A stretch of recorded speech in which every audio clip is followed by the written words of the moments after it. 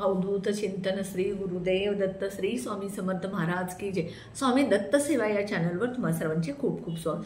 तुम्हा सर्वांचं आरोग्य उत्तमच राहू दे, राहिलेलं आयुष्य आरोग्यदायी जाऊ दे, तुम्हा सगळ्यांना दीर्घायुष्य मिळू दे असं मी स्वामी चरणी प्रार्थना करते आणि माझ्या व्हिडिओला सुरुवात करते। आज मार्गशीर्ष महिन्यातला दुसरा गुरुवार आहे आणि या गुरुवारी आपण माता लक्ष्मीची पूजा करत असतो। जसं माता लक्ष्मीची पूजा करतो, विष्णू भगवानांची पूजा करतो, तसंच आपल्याला काही उपाय सेवा तोडगे करायचे। काय असतं बघा, घरामध्ये सतत दोष, अडचणी, संकट, नकारात्मकता ह्या असतात। काही जणांना आपल्या घरात चांगलं चाललेलं बघवत नाही। आता बऱ्याच लोकांचं असं आहे, म्हणजे मी स्वतः सुद्धा बघते, तुमच्या घरामध्ये जर तुम्ही गाडी घेतली तर शेजाऱ्यांना बघवत नाही, जर तुमची मुलं चांगल्या मार्काने पास झाली तर तुमच्या शेजाऱ्यांना बघवत नाही, संबंधितांना बघवत नाही, नातेवाईकांना बघवत नाही। अशा बऱ्याच गोष्टी आहेत। तुमची मुलं चांगल्या नोकरीला लागलेलं बघवणार नाही, तुमच्या घरामध्ये चांगलं हसतं खेळतं घर आहे, तुमच्या घरात आनंद आहे, हे सुद्धा लोकांना बघवत नाही। आता अशा बऱ्याच गोष्टी आहेत, मी सुद्धा बघते, अनुभवते। म्हणून अशा वेळेला तुम्हाला आज सायंकाळी प्रदोष काळी म्हणजे 6 नंतर रात्री 11 वाजेपर्यंत केव्हाही हा उपाय तुम्ही करू शकता, पण नक्की करा। म्हणजे हा उपाय केल्यानंतर तुमच्या घरातली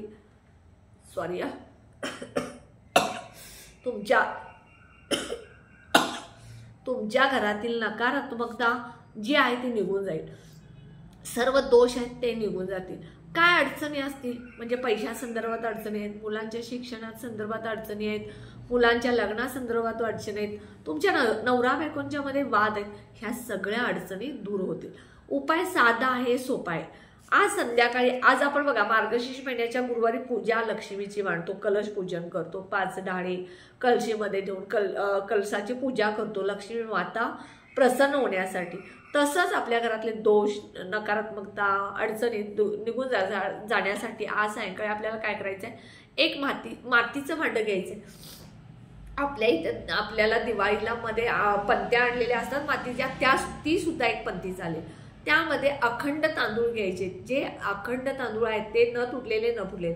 कारण तांदूळ का तर तांदळावरती माता लक्ष्मी विराजमान झालेली आहे आणि तांदूळ हे सकारात्मकतेचं प्रतीक आहे। जे तांदूळ आहेत ते समृद्धीचं प्रतीक आणि सकारात्मकतेचं प्रतीक आहे। त्यानंतर बघा 5 भीमसेन कापराच्या वड्या घ्यायच्या। भीमसेन कापूरच का, कारण तो नॅचरल आहे, त्यामध्ये सकारात्मकता आहे, नकारात्मकता दूर करण्याची त्यामध्ये शक्ती आहे, म्हणून भीमसेन कापूर घ्यायचा। समजा तुमच्याकडे भीमसेन कापूर नसेल तर साध्या 5 कापराच्या वड्या घ्यायच्या, पण भीमसेन कापूर तुम्ही आणून ठेवा। मी तर नेहमी आमच्या घरामध्ये सकाळ संध्याकाळ आरती केल्यानंतर भीमसेन कापूरच प्रज्वलित करते। तुम्ही सुद्धा भीमसेन कापूरच वापरा आणि बघा तुमच्या घरामध्ये किती फरक पडेल। तर तो भीमसेन कापूर आहे तो तुम्ही शुद्ध गाईच्या तुपामध्ये बुडवून घ्यायचा। त्यानंतर बघा 2 लवंग, 1 वेलची, 1 दालचिनीचा तुकडा आणि 1 तमालपत्र म्हणजे तेजपत्ता, हे सगळं त्या कापरावरती ठेवायचं आणि प्रज्वलित करायचं। प्रज्वलित केल्यानंतर तुमच्या देवघरामध्ये जिथे माता लक्ष्मीचा फोटो असेल किंवा तुम्ही आज लक्ष्मी पूजन केले तिथे बसायचं। त्यानंतर 11 वेळा महालक्ष्मी अष्टकं म्हणायचं। समजा तुम्हाला 11 वेळा महालक्ष्मी अष्टकं म्हणायला जमत नसेल तर तुम्ही यूट्यूबला लावा आणि श्रवण करा आणि त्यानंतर हे जे भीमसेन कापूर, जे वेलची, लवंग वगैरे प्रज्वलित हे संपूर्ण घरामध्ये तुम्ही फिरवायचं।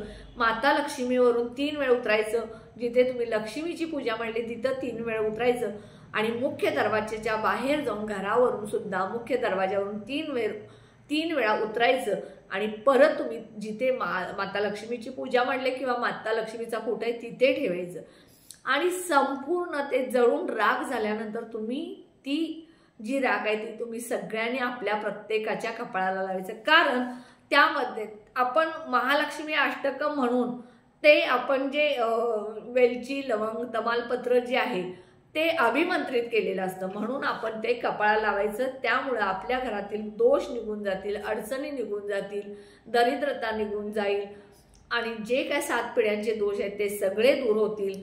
जे काय अडचणी आहेत, दुःख आहे, संकट आहे ते निघून जात। आणि अजून एक उपाय सांगते, तुमच्या नवरा बायकोंच्या मध्ये सतत वारंवार भांडण होतं, काही ना काही क्षुल्लक कारणावरून भांडणं होतात आणि इतकी भांडणं होतात की घर सगळं वातावरण बिघडून जातं.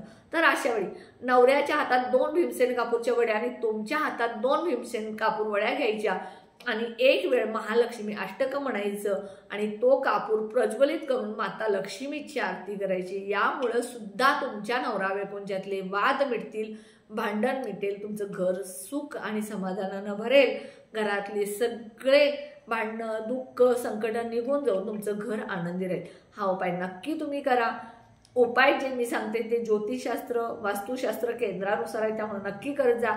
कमी खर्चात घरातल्या घरात वस्तूपासूनचे उपाय आहेत, त्यामुळं नक्की करा. मी सुद्धा आत्ता हा जो उपाय सांगितलाय तुम्हाला 2 लवंगा, 1 वेलची, 1 दालचिनी तुकडा, 1 तेजपत्ता, हे सगळं जे आहे ते भीमसेन कापूर ते जाळून मी सुद्धा हा उपाय करणार आहे.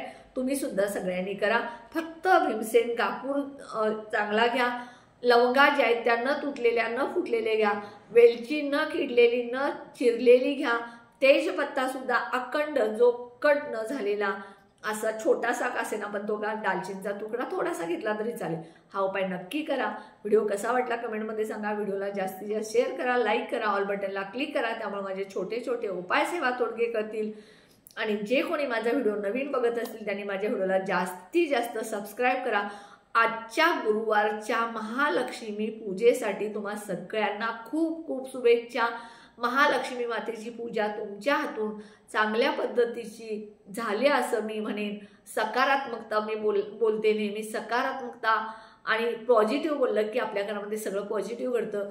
तुम्हाला लक्ष्मी मातेने भरभरून सुख समाधान आनंद दिलंय. श्री स्वामी समर्थ.